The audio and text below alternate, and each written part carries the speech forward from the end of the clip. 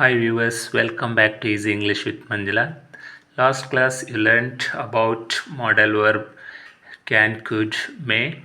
Today's class I am going to teach you another modal verb might. What is might?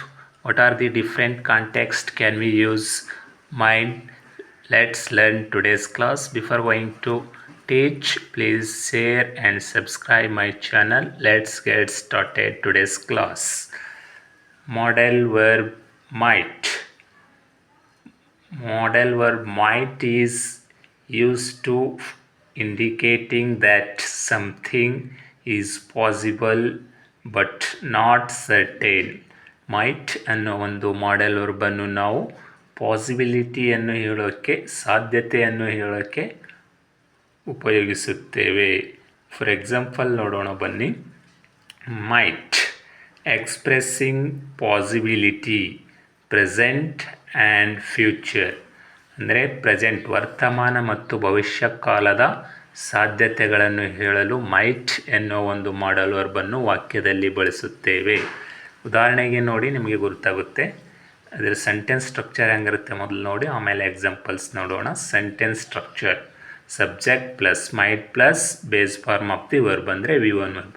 ಫಸ್ಟಿಗೆ action performer ಯಾರು action ಮಾಡ್ತಾ ಇದ್ದಾರೆ ಅವ್ರು ಇರಬೇಕು, ಆಮೇಲೆ ಮೈಟ್ಸ್ ಇರಬೇಕು, ಆಮೇಲೆ V1 ಫಾರ್ಮ್ ಅಂದರೆ present shape of the verb, base form of the verb, ಕ್ರಿಯಾಪದದ ಮೊದಲನೇ ರೂಪ ಇರಬೇಕು. ಈ ರೀತಿಯಾಗಿ ಸೆಂಟೆನ್ಸ್ ಸ್ಟ್ರಕ್ಚರ್ ಇರುತ್ತೆ. Let's learn example, you can understand. Might ಅನ್ನೋ ಒಂದು ಮಾಡೆಲ್ ವರ್ಬ್ ನಾವು ಪಾಸಿಬಿಲಿಟಿನ ಹೇಳೋಕ್ಕೆ ಉಪಯೋಗಿಸುತ್ತೇವೆ. ಪಾಸಿಬಿಲಿಟಿ ಅಂದರೆ ಸಾಧ್ಯತೆ. ಆ ಪಾಸಿಬಿಲಿಟಿ ಪ್ರೆಸೆಂಟ್ ಮತ್ತು ಫ್ಯೂಚರ್ ಅಲ್ಲಿ ಇರುತ್ತೆ. ಫಾರ್ ಎಕ್ಸಾಂಪಲ್ ವರ್ತಮಾನ ಮತ್ತು ಭವಿಷ್ಯದಲ್ಲಿ ನಡೆಯುವಂಥ ಪಾಸಿಬಿಲಿಟೀಸ್ನ ಹೇಳೋಕ್ಕೆ ಉಪಯೋಗಿಸುತ್ತೇವೆ. ಎಕ್ಸಾಂಪಲ್ ನೋಡಿ, it might be cold today. ಇಂದು ಚಳಿ ಇರಬಹುದು. ಸಾಧ್ಯತೆ ಇರಬಹುದು, ಇರದೇ ಇರಬಹುದು ಪ್ರೆಸೆಂಟಲ್ಲಿ. It might be cold tomorrow. ನಾಳೆ ಚಳಿ ಇರಬಹುದು. ಈ ಥರ ಪ್ರೆಸೆಂಟು ಮತ್ತು ಪಾಸ್ಟಲ್ಲಿ ಇರುವ ಸಾಧ್ಯತೆಗಳನ್ನು ಹೇಳೋಕ್ಕೆ ಮೈಟ್ ಅನ್ನೋ ಒಂದು ಮಾಡೆಲ್ ವರ್ಬನ್ನು ಉಪಯೋಗಿಸುತ್ತೇವೆ. Look at the another example. She might come to the party. ಅವಳು ಪಾರ್ಟಿಗೆ ಬರಬಹುದು, ಸಾಧ್ಯತೆ ಇದೆ. ಬಟ್ ಇಲ್ಲಿ ಮೇ ಮತ್ತು ಮೈಟ್ಗೆ ಇರೋ ಡಿಫ್ರೆನ್ಸ್ ಏನಂದರೆ ಲಿಟಲ್ ಲೆಸ್. ಅಂದರೆ ಮೈಟ್ಗಿಂತ ಮೇನೇ ಸ್ವಲ್ಪ ಜಾಸ್ತಿ ಪ್ರೊಬ್ಯಾಬಿಲಿಟಿ ಸಾಧ್ಯತೆ ಪಾಸಿಬಿಲಿಟಿನ ತೋರಿಸುತ್ತೆ. ಇದು ಸ್ವಲ್ಪ ವೀಕ್ ಅಂತ ಹೇಳ್ಬೋದು. ಇನ್ನೊಂದು ಎಕ್ಸಾಂಪಲ್ ನೋಡಿ, he might get married next year. ಅವನು ನೆಕ್ಸ್ಟ್ ಇಯರ್ ಮದುವೆ ಆಗಬಹುದು, ಸಾಧ್ಯತೆ ಇದೆ. ಅಂದರೆ ಒಂದು ವೀಕ್ ಪಾಸಿಬಿಲಿಟಿನ ತೋರಿಸೋಕ್ಕೆ ಮೈಟ್ ಅನ್ನೋ ಒಂದು ಮಾಡೆಲ್ ವರ್ಬ್ನ ವಾಕ್ಯದಲ್ಲಿ ಉಪಯೋಗಿಸುತ್ತೇವೆ. They might win the cricket match. ಅವರು ಕ್ರಿಕೆಟ್ ಮ್ಯಾಚ್ ಗೆಲ್ಲಬಹುದು. These all are sowing the possibilities. ಇಲ್ಲಿ ಮೇ ಮತ್ತು ಮೈಟ್ ಒಂದೇ ಥರ ಅರ್ಥ ಕೊಟ್ಟರೂ ಕೂಡ ವೀಕ್ ಪಾಸಿಬಿಲಿಟೀಸ್ನ ಹೇಳೋಕ್ಕೆ, ಕಡಿಮೆ ಸಾಧ್ಯತೆಗಳನ್ನು ಹೇಳೋಕ್ಕೆ ಮೈಟ್ ಅನ್ನೋ ಮಾಡೆಲ್ ವರ್ಬ್ ಉಪಯೋಗಿಸುತ್ತೇವೆ. ಸ್ಟ್ರಾಂಗ್ ಆದಂಥ ಪಾಸಿಬಿಲಿಟಿನ ಹೇಳೋಕ್ಕೆ ನಾವು ಮೇ ಅನ್ನೋ ಒಂದು ಮಾಡೆಲ್ ವರ್ಬ್ನ ಉಪಯೋಗಿಸುತ್ತೇವೆ. ಅಷ್ಟೇ ಡಿಫ್ರೆನ್ಸ್. ನೆಕ್ಸ್ಟ್ ನೋಡಿ, ಎರಡನೇ context use of might. Might is use to expressing probability less certain.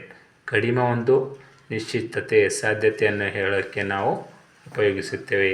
First ಎಕ್ಸಾಂಪಲಲ್ಲಿ ಪಾಸಿಬಿಲಿಟಿ ಹೇಳೋಕ್ಕೆ ಯೂಸ್ ಮಾಡಿದರೆ ಪ್ರೊಬ್ಯಾಬಿಲಿಟಿ. ಇಲ್ಲಿ ನೋಡಿ, he might know the way. ಅವನಿಗೆ ರಸ್ತೆ ಮಾರ್ಗ ಗುರುತಿರಬಹುದು. ಗುರುತಿದೇನೋ ಏನೋ ಗೊತ್ತಿಲ್ಲ, ಬಟ್ ಭಾಳ ಕಡಿಮೆ ಸಾಧ್ಯತೆ ಇದೆ ಅನ್ನೋ ಒಂದು ಮೀನಿಂಗನ್ನು ಕೊಡ್ತಾ ಇದೆ. ಹಿ ಮೈಟ್ ನೋ ದ ವೇ. ಅವನಿಗೆ ಆ ಮಾರ್ಗವನ್ನು ಗುರುತಿರಬಹುದು. ಅಂದರೆ ಲೆಸ್ ಸರ್ಟೆನಿಟಿ, ಕಡಿಮೆ ಚಾನ್ಸ್ ಇದೆ ಗುರುತಿರೋದು ಅನ್ನೋ ಮೀನಿಂಗ್ ಕೊಡುತ್ತೆ. ಎರಡನೇ ಎಕ್ಸಾಂಪಲ್ ನೋಡಿ, she might be at marriage. ಅವಳು ಮದುವೆಯಲ್ಲಿ ಇರಬಹುದು. ಇಲ್ಲೂ ಕೂಡ ಪ್ರೊಬ್ಯಾಬಿಲಿಟಿ ಹೇಳ್ತಾ ಇದ್ದೀವಿ. Kiran might select to Indian team. Kiran Indian ಟೀಮ್ಗೆ ಸೆಲೆಕ್ಟ್ ಆಗಬಹುದು. ಲೆಸ್ ಸರ್ಟೆನಿಟಿ, ಕಡಿಮೆ ಸಾಧ್ಯತೆ. ನೆಕ್ಸ್ಟ್ ಎಕ್ಸಾಂಪಲ್ ನೋಡಿ, it might fall down now. ಇವಾಗ ಅದು ಬೀಳಬಹುದು. ನೋಡಿದ್ರಲ್ಲ, ಸೆಕೆಂಡ್ ಒಂದು ಎಕ್ಸಾಂಪಲಲ್ಲಿ ಪ್ರೊಬ್ಯಾಬಿಲಿಟಿಯನ್ನು ಎಕ್ಸ್ಪ್ರೆಸ್ ಮಾಡೋಕ್ಕೆ ಮೈಟ್ ಅನ್ನೋ ಒಂದು ಮಾಡೆಲ್ ವರ್ಬ್ನ ಉಪಯೋಗಿಸುತ್ತೇವೆ. Let's learn third context, third usages of model verb might. ಮೈಟ್ನ ಮೂರನೇ ಒಂದು ಯೂಸೇಜಸ್ ಉಪಯೋಗ ಎಲ್ಲಿ ಮಾಡಬೇಕು ಅಂತ ತಿಳ್ಕೊಳ್ಳೋಣ ಬನ್ನಿ. Might is use to giving suggestions politely. ಬಹಳ ವಿನಮ್ರವಾಗಿ ನಾವು ಸಲಹೆಗಳನ್ನು ನೀಡಲು ಕೂಡ ಮೈಟ್ ಅನ್ನೋ ಒಂದು ಮಾಡಲ್ ವರ್ಬ್ನ ಉಪಯೋಗಿಸುತ್ತೇವೆ. You might try reopening your coaching class. ನೀವು ನಿಮ್ಮ ಕೋಚಿಂಗ್ ಕ್ಲಾಸನ್ನು ರೀಓಪನಿಂಗ್ ಮಾಡಲಿಕ್ಕೆ ಪ್ರಯತ್ನ ಮಾಡಬಹುದು. We are giving polite suggestion. ಇಲ್ಲೇನು ಮಾಡ್ತಾ ಇದ್ದೀವಿ, ಭಾಳ ವಿನಮ್ರವಾಗಿ ನಾವು ಸಲಹೆಯನ್ನು ನೀಡುತ್ತಿದ್ದೇವೆ. ನೋಡಿ ಇಲ್ಲೇ ಯು ಮೈಟ್ ಟ್ರೈ, ನೀವು ಟ್ರೈ ಮಾಡಬಹುದು. ಇದಕ್ಕೆ reopening your coaching class.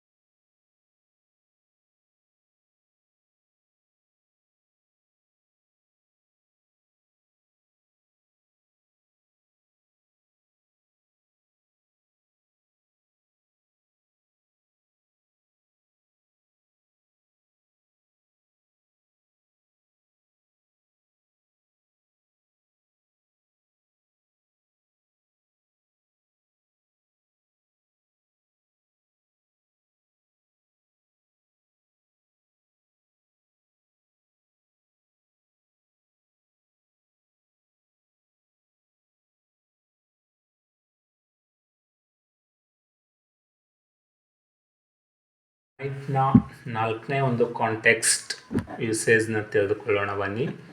Mite is use to expressing hypothetical situations. ಕಾಲ್ಪನಿಕ ಒಂದು ಸಿಚುವೇಶನ್ಸ್ಗಳನ್ನು, ಸಂದರ್ಭಗಳನ್ನು ವ್ಯಕ್ತಪಡಿಸಲು ಕೂಡ ನಾವು ಮೈಟ್ ಅನ್ನೋ ಒಂದು ಮಾಡೆಲ್ ವರ್ಬನ್ನು ಉಪಯೋಗಿಸುತ್ತೇವೆ.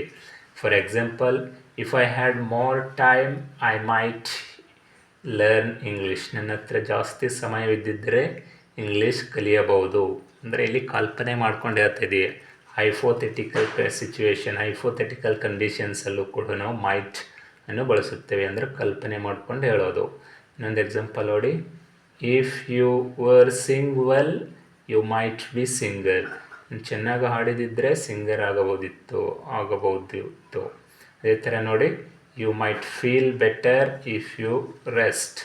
ನಿಮಗೆ ವಿಶ್ರಾಂತಿ ಸಿಕ್ಕರೆ ಫೀಲ್ ಬೆಟರ್ ಆಗುತ್ತೆ ಅಂತ ಅನಿಸಬಹುದು ಅನ್ನೋ ಒಂದು ಇಲ್ಲಿ ಕಲ್ಪನೆ ಮಾಡ್ಕೊಂಡು ಹೇಳೋ ಸಲುವಾಗಿ ನಾವು ಮೈಟ್ ಅನ್ನೋ ಒಂದು ಮಾಡೆಲ್ ವರ್ಬನ್ನು ಉಪಯೋಗಿಸುತ್ತೇವೆ. ಇನ್ನು next, fifth usages of might is use to express polite permissions, less common. ಸ್ವಲ್ಪ ಕಾಮನ್, ಲೆಸ್ ಕಡಿಮೆ ಆಗಿದ್ದರೂ ಕೂಡ ಪೊಲೈಟಾಗಿ ಪರ್ಮಿಷನ್ ಕೇಳೋಕ್ಕೂ ನಾವು ಮೈಟ್ ಅನ್ನೋ ಒಂದು ಮಾಡೆಲ್ ವರ್ಬನ್ನು ಉಪಯೋಗಿಸುತ್ತೇವೆ. Look at the example, might I open the door. ನಾನು ಡೋರ್ ತೆರೆಯಬಹುದಾ? ಅಂದರೆ ಕಡಿಮೆ ಒಂದು ವೀಕ್ ಆಗಿದೆ, ಪರ್ಮಿಷನ್ ಇದೆ, ಸ್ಟ್ರಾಂಗ್ ಪರ್ಮಿಷನ್ ಇಲ್ಲ, ವೀಕ್ ಪರ್ಮಿಷನ್ ಕೇಳೋ ಸಲುವಾಗಿ ನಾವು ಮೈಟ್ ಅನ್ನು ಪರ್ಮಿಷನ್ ಕೇಳೋಕ್ಕೆ ಯೂಸ್ ಮಾಡ್ತೀವಿ. ಇನ್ನೊಂದು ಎಕ್ಸಾಂಪಲ್ ನೋಡಿ, you might come soon today. ಇಂದು ನೀವು ಬೇಗ ಬರಬಹುದು. ಅದೇ ಥರ ನೋಡಿ, might I use your bike. ನಿಮ್ಮ ಬೈಕ್ ಯೂಸ್ ಮಾಡಬಹುದಾ? ಅದೇ ಥರ ನೋಡಿ, ದೇ ಮೈಟ್ ವರ್ಕ್ ಹಿಯರ್. ಅವರಿಲ್ಲಿ ಕೆಲಸ ಮಾಡಬಹುದು. ಅಂದರೆ ಪರ್ಮಿಷನ್ ಕೊಡೋಕ್ಕೆ ಮತ್ತು ತೆಗೆದುಕೊಳ್ಳೋಕ್ಕೆ, ವೀಕಾಗಿ ಇರುವ ಪರ್ಮಿಷನ್ ಕೊಡೋಕ್ಕೆ, ಪೊಲೈಟ್ ಆಗಿರೋ ಪರ್ಮಿಷನ್ ಕೊಡೋಕ್ಕೆ ಮೈಟ್ ಅನ್ನೋ ಒಂದು ಮಾಡೆಲ್ ವರ್ಬ್ನ ಉಪಯೋಗಿಸ್ತೀವಿ. ಕೊನೆಯ ಒಂದು ಯೂಸೇಜಸ್ ನೋಡೋಣ ಬನ್ನಿ ಮೈಟ್ದು. Might is use to expressing past possibilities. ಹಿಂದೆ ಆಗಿರುವ ಸಾಧ್ಯತೆಗಳನ್ನು ಕೂಡ ವ್ಯಕ್ತಪಡಿಸಲು ಕೂಡ ಮೈಟ್ ಅನ್ನೋ ಒಂದು ಮಾಡೆಲ್ ವರ್ಬನ್ನು ಉಪಯೋಗಿಸ್ತೇವೆ. ಅದು sentence structure might plus have plus V3 ಅಂದರೆ ಪಾಸ್ಟ್ ಪಾರ್ಟಿಸಿಪಲ್ ಫಾರ್ಮಲ್ಲಿರಬೇಕು ಮೇನ್ ವರ್ಬು. ಎಕ್ಸಾಂಪಲ್ಸ್ ನೋಡಿ ಗೊತ್ತಾಗುತ್ತೆ. He might have missed the train. ಅವನು ಟ್ರೈನು ಮಿಸ್ ಮಾಡಿಕೊಂಡಿರಬಹುದಾಗಿತ್ತು. ಅದೇ ಥರ we might have forgotten the answer.